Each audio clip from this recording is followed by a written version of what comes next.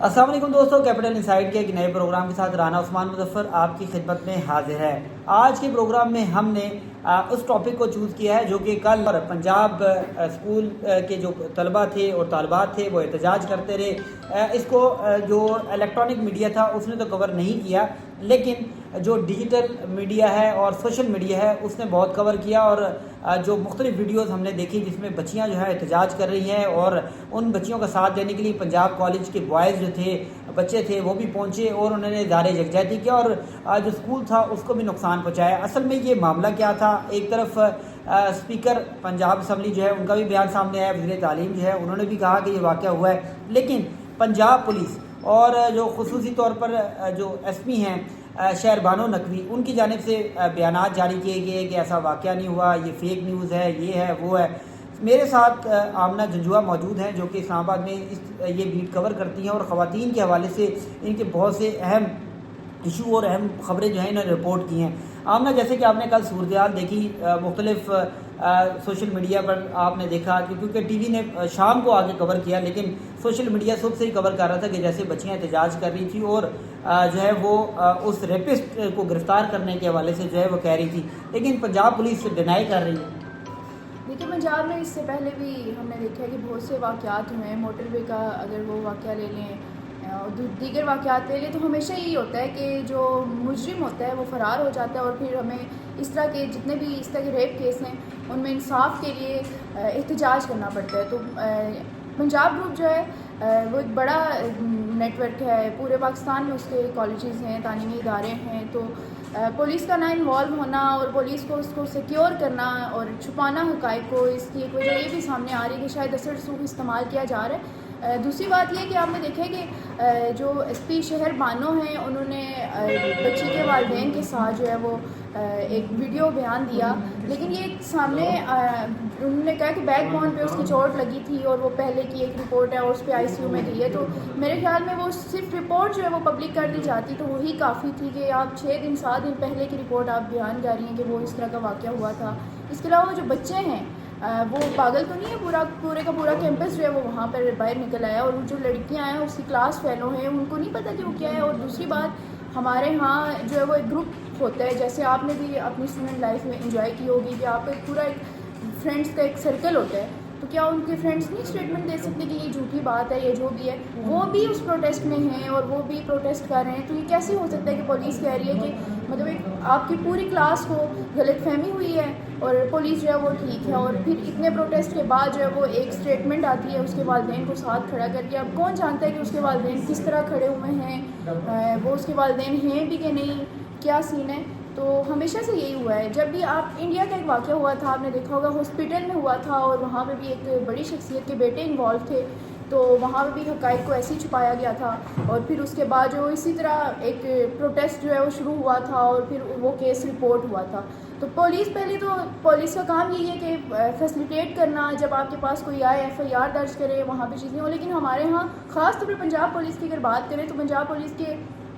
رویہ جو ہے وہ ہمیشہ سے ایسے کیسز میں ایسے ہی رہا ہے۔ وہ بجائے مجرم کو پکڑنے کے، وہ جو مظلوم ہوتا ہے، جو وکٹم ہوتا ہے، اس کو کہتے ہیں کہ تم چپ ہو جاؤ، اور اس کو جو ہے وہ چھپانے کی کوشش کرتے ہیں۔ آمنہ، جیسے کہ آپ نے چیزیں کچھ بتائیں، تو آپ کو نہیں لگتا کہ پولیس کو، کیونکہ پولیس کو میں کور کرتا رہا ہوں، پولیس کو سب سے پہلے اس بچی کی میڈیکل رپورٹ جو تھی وہ سامنے لانی چاہیے تھی، اور میڈیکل رپورٹ کے ساتھ جیسے کہ ان کے والدین کو ساتھ کھڑا کر کے کہا گیا کہ بیک بون پہ چوٹ لگی تھی اور وہ 7 دن ایڈمٹ رہی آئی سی یو میں؟ یہ ایسی کون سی چوٹ تھی جو بیک بون پہ اتنی خطرناک لگی کہ وہ آئی سی یو میں 7 دن ان کو رہنا پڑا؟ کیونکہ کچھ چیزیں مشکوک ہوتی ہیں۔ آپ نے بچیوں کے انٹرویوز بھی سنے ہوں گے، ان بچیوں کے انٹرویوز میں انہوں نے کہا کہ بچی پر دباؤ ڈال، حتیٰ کہ آڈیو ریکارڈنگ جو ٹیچر جو ہیں وہ دوسرے بچوں جو احتجاج کر رہے ہیں ان کو بھی کہہ رہے ہیں کہ آپ احتجاج نہ کریں ورنہ آپ کو ایکسپیل کر دیا جائے گا، سسپینڈ کر دیا جائے گا۔ ایسی صورتحال کو کیا دیکھتی ہے کہ پورا معاشرہ ان کے ساتھ طاقتور لوگ مل جاتے ہیں؟ دیکھیں، جس کے پاس پیسہ ہے اس کا سسٹم ہے، ایک تو یہ بات ہے ہمارے ہاں، جس کے پاس پیسہ ہوتا ہے وہی سسٹم چلاتا ہے، وہی سسٹم کا مالک ہوتا ہے۔ دوسری بات، آپ نے ایک صبح پتہ نہیں دیکھی کہ نہیں، ایک ویڈیو آئی ہوئی تھی جس میں ٹیچرز کہہ رہی ہیں فیمیل اسٹوڈنٹس کو اپنی کہ آپ اگر گارڈ کے اوپر چڑھیں گی تو ایسے ہی ہوگا۔ مطلب وہ کیوں کہہ رہی ہیں؟ آپ ان ویڈیوز کو بھی تو دیکھیں نا، وہ جو سامنے ویڈیوز آ رہی ہیں، ٹیچرز بھی کیوں کہہ رہی ہیں، اس کیمپس کے ٹیچر ہیں وہ کیوں کہہ رہے ہیں ایسے کہ آپ گارڈ پہ اوپر چڑھیں گے تو یہی ہوگا؟ مطلب آپ کہیں جو سیکیورٹی گارڈ ہوتا ہے، جو آپ کی سیکیورٹی کے لیے ہوتا ہے، وہی آپ کے ساتھ ایسا کر دے گا. اگر چلے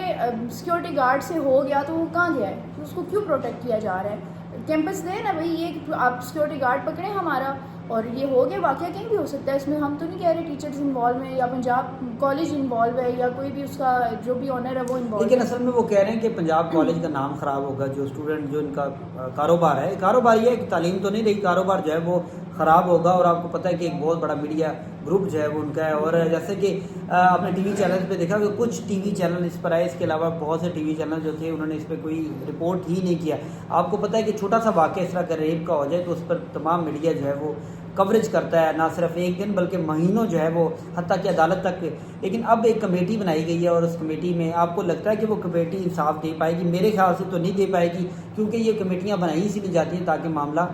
ڈیلے ہو جائے. دیکھیے کمیٹی جو بنائی گئی ہے اس میں اسٹوڈنٹس کا کوئی نمائندہ ہی نہیں ہے. جو اسٹوڈنٹس اتنے احتجاج کر رہے ہیں ان کو سسٹم پہ یقین نہیں ہے تو وہ احتجاج کر رہے ہیں نا. پولیس نے جو پہلے کیا ہے, آپ ایک کمیٹی بنا دیتے ہو, تحقیقات ہوتی ہیں, مہینوں چلتی ہیں, اور کس کو پتہ ہے کہ آپ جو میڈیکل رپورٹ دے رہے ہو وہ بھی سچی ہے کہ نہیں.